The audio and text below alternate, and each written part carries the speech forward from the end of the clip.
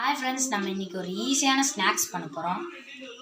பொரிகடலை 2 cup, பொரிகடலை 1 cup, வெள்ளை எள்ளு 1 cup, ஜீனி கொஞ்சம் கஸ்வண்டி, அதை நெய்யில் ஃப்ரை பண்ணி போடணும். இப்போ வாங்க எப்படி செய்யலான்னு பார்ப்போம். ஒரு மிக்ஸி ஜாரில் பொரிகடலையும் போட்டுக்கிறோம்.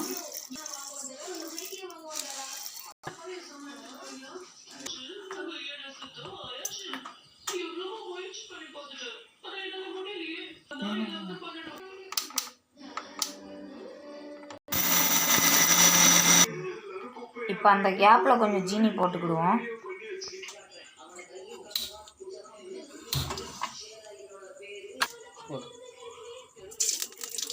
ரெண்டு ஸ்பூன் நெய் போட்டுக்கிடுவோம். கொஞ்சோண்டி கஸ்வண்டி போட்டுக்கிடுவோம். ஆப்பாயிடுச்சு. இப்போ இதில் கொஞ்சம் முந்திரி போட்டுக்கிடுவோம்.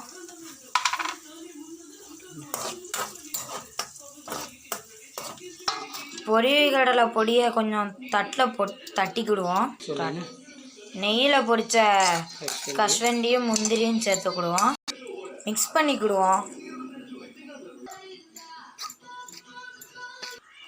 கொஞ்சம் ஆறின பால் ஊற்றிக்கிடுவோம்.